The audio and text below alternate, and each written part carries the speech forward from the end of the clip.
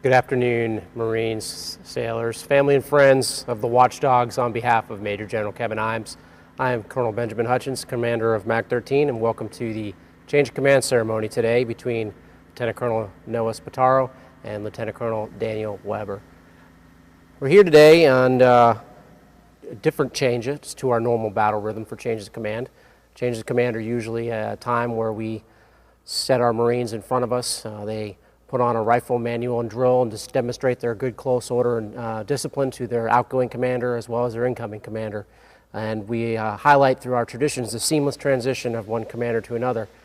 COVID-19 has changed things a little bit. I'm here today to talk to you, but the seamless transition occurs and will continue, and the Marines and sailors of this unit are as proud to show you this demonstration of their change of command as if they were behind me today in a normal circumstance change of command we do.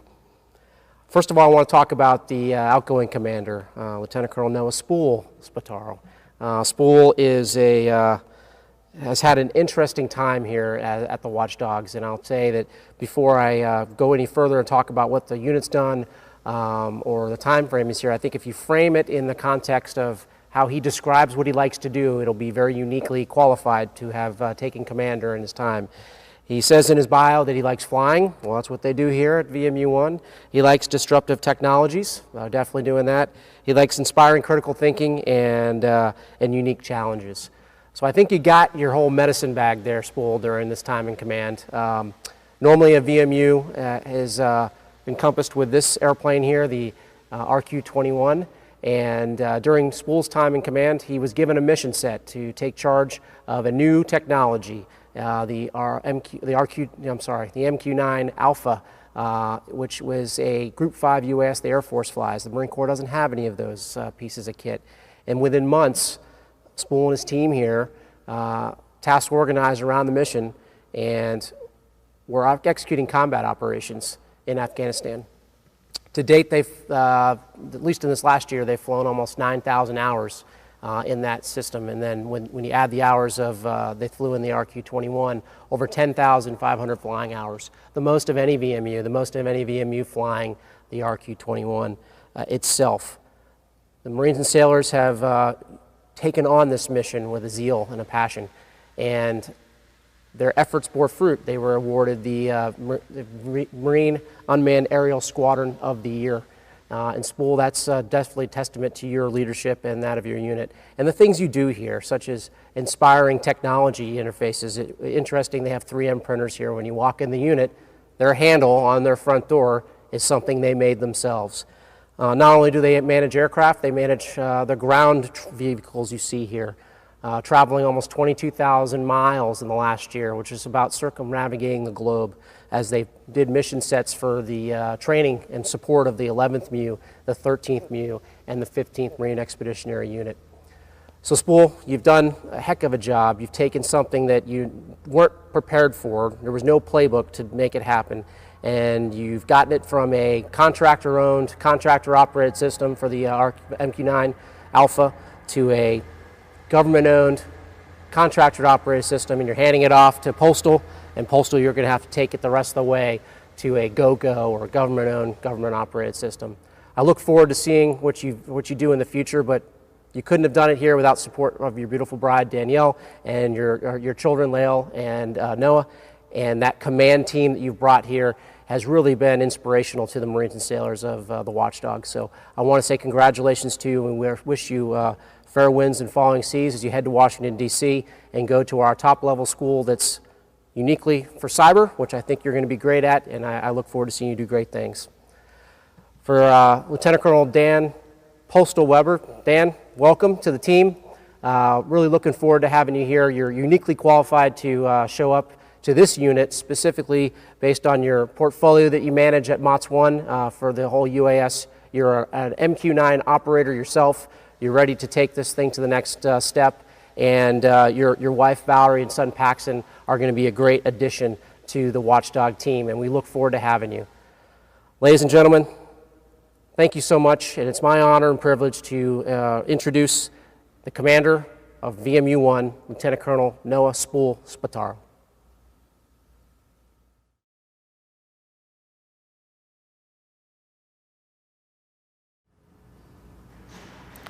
Leaders, family, friends, and our virtual guests, thank you for watching.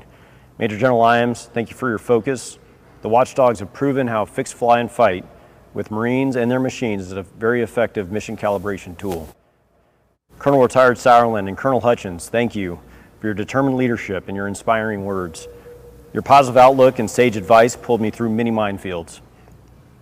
My deepest regards and appreciation go to the many leaders, the leader mavericks that stepped out on the Commandant's directive and knocked down barriers that a squadron in the fight should not have to face.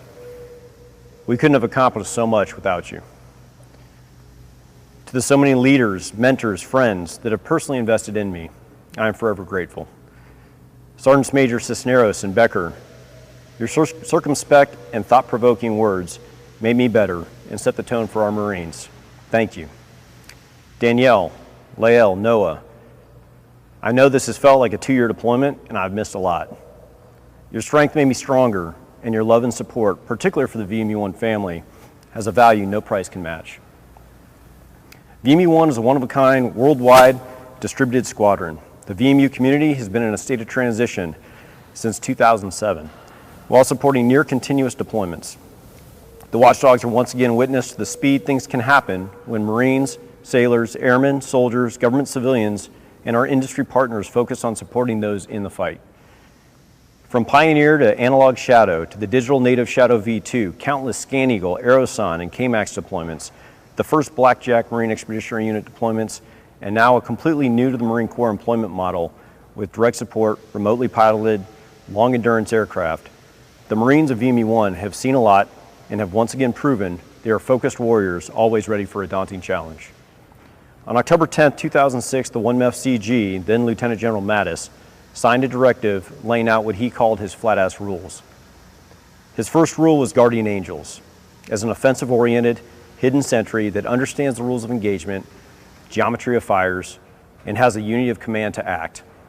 The VMU and Watchdogs have proven General Mattis's concept applied to remotely piloted aircraft and a direct support relationship centered around this unity of purpose.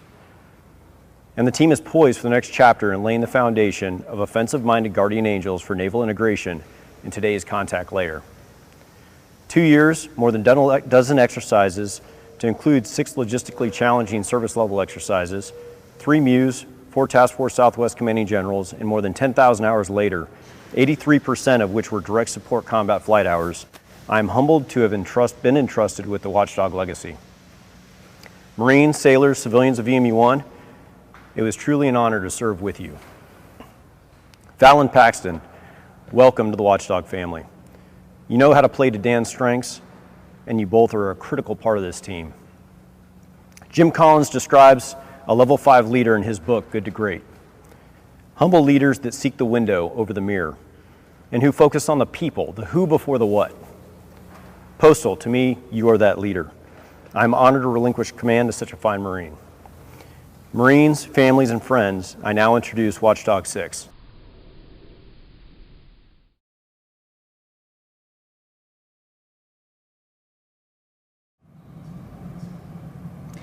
My name is Lieutenant Colonel Dan Weber. I'm the incoming commanding officer of the VMU-1 Watchdogs. I want to start by thanking General Iams and Colonel Hutchins for your trust and support. I look forward to serving with you and growing under your leadership and guidance. Spool, thank you for introducing me to the squadron. You and Danielle graciously and warmly welcomed my wife, my family, and I both into your own lives as well as into the Watchdogs. The transition was thorough, professional, and classy. I've been humbled by your friendship through it.